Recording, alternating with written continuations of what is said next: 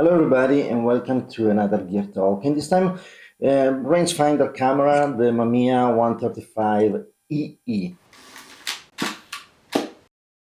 Before we begin, as usual, if you want to support the channel, please put like, subscribe, share with your friends. If you want to go a step further, check out my website. The link is up there, and you can find all my books and these things. That's a great way to support the channel. The Mamiya 135EE is a compact camera, rangefinder camera. It was produced in the late 50s, beginnings of the 60s, I think.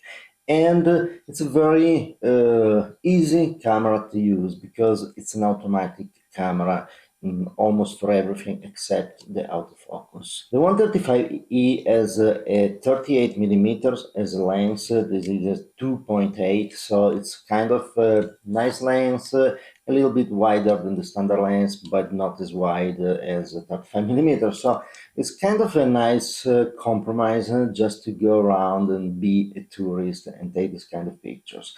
Also, I think is a very good camera in case, and a good lens in case you like to do some street photography and so on. So very nice camera for the lens, and the quality is very good, and you will see the slideshow later. Features, not too many. Manual focus, as I said, and automatic exposure. So the camera chooses the aperture and the shutter speed, and you have no control on that. So this is a little bit kind of the limit of the camera, because you have basically no choice on what is the couple aperture and shutter speed. So this is the great limit of the camera. There's a way, a trick to go around that. There is the flash settings, there's an auto setting, and you can change manually the setting of the flash. There are 5 different situations, and that correspond to 5 different apertures. So if you want to do something and control the aperture, you have this option with the flash ring, and your shutter speed is limited to 100 of a second or 125th of a second. It's not very clear which one of the two. But that's the only way to use the camera in a manual way. Obviously, it's a central shutter, so it's a leaf shutter, so it's quite nice and very silent. It's the click of this camera is a very nice click, not too noisy, so it's a nice camera to use. Single lever advancement, very easy to use. There's the set timer, and on the bottom of the camera you have the release for the rewind knob, and nothing more. So it's kind of a very simple camera. And the battery. The battery is usually the old Mercury batteries, 1.35 volts, but on the manual it says you can substitute with 1.4 volts. So I decided, why not try to put in an LR44 1.5 volts. Mine was a little bit weak, so it was a already used battery, so was I measured with the tester, was 1.42 volts, something like that, and the exposure meter worked perfectly. So I'm pretty sure there's a balancing system inside, so the exposure is not dependent on the voltage of the battery. So you can use an LR44 with or without adapter. You can say, here I used it without the adapter and it worked perfectly. This camera requires the battery. It cannot work without a battery. So I got this online. Was a good deal because it was a non-working camera. Actually, the only things I had to do was to open the bottom, open the battery compartment, and clean up the contacts. Once I cleaned up all the contacts, the camera worked perfectly. The lens is absolutely clear, and so on. So here, take a look at the slideshow, and then we will talk about the quality.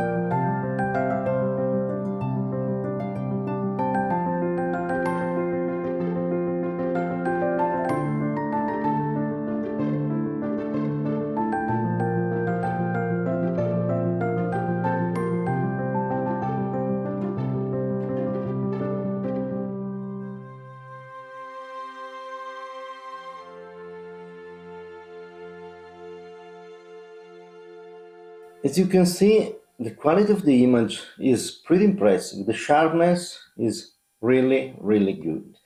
And I want to show you some details of the sharpness of this camera. And so let's move to the computer and I show you something.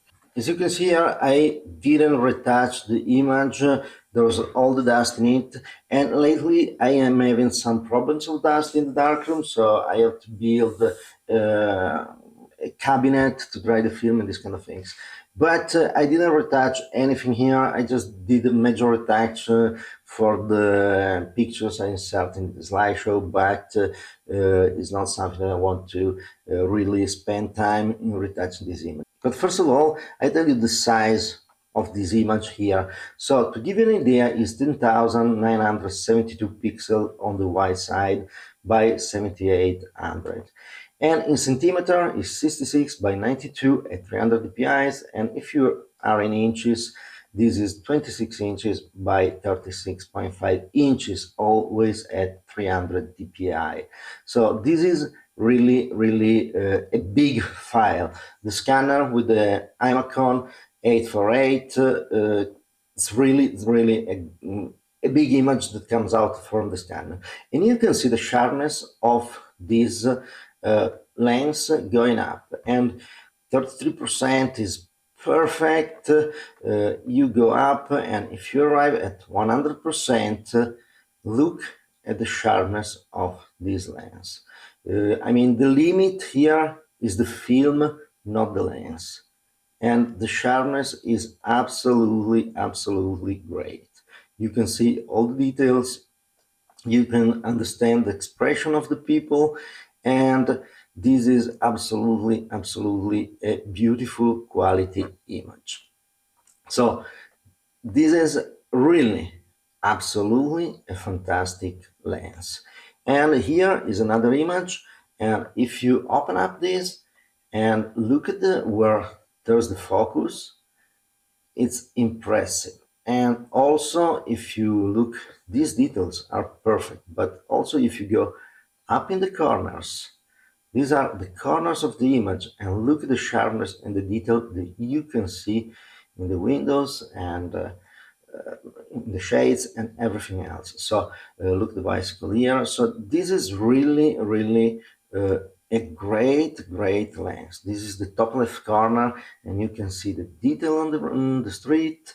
Look at the sharpness. You can see all the cracks between the stones. And here is obviously is out of focus. It's a little out of focus because the focus is on the buildings on this side.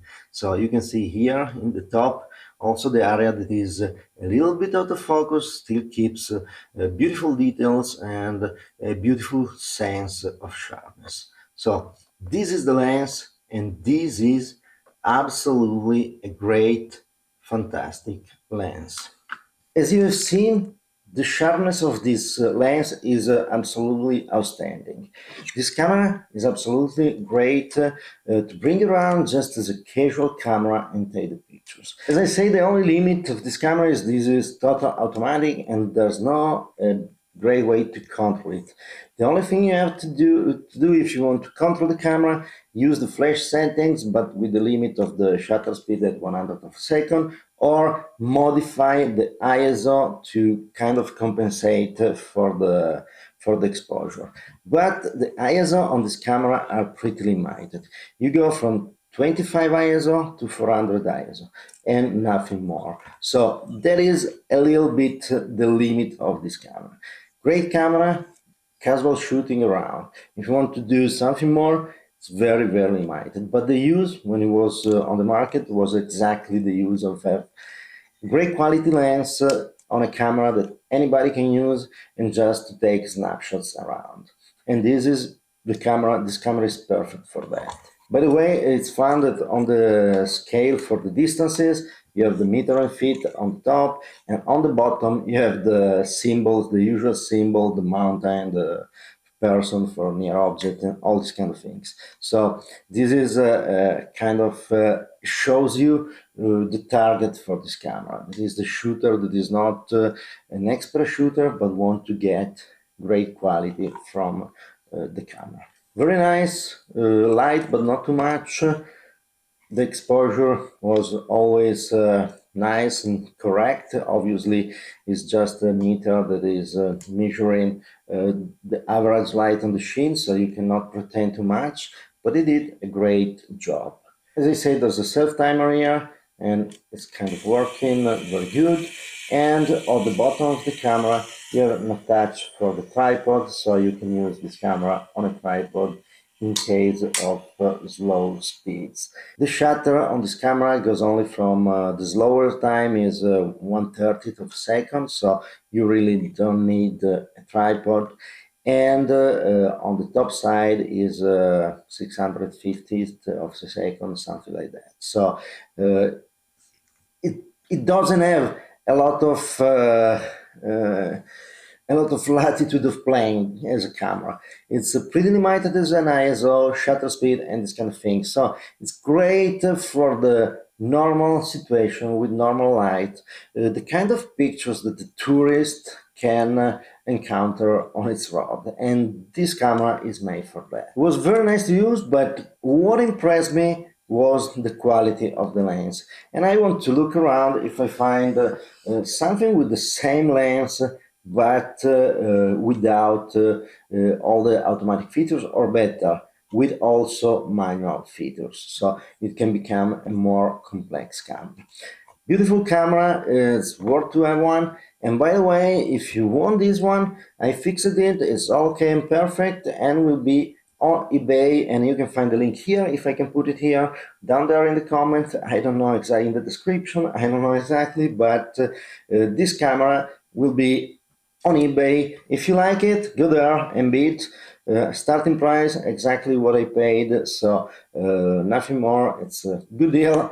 Go there and check the camera out. Thank you very much for watching, and see you next time.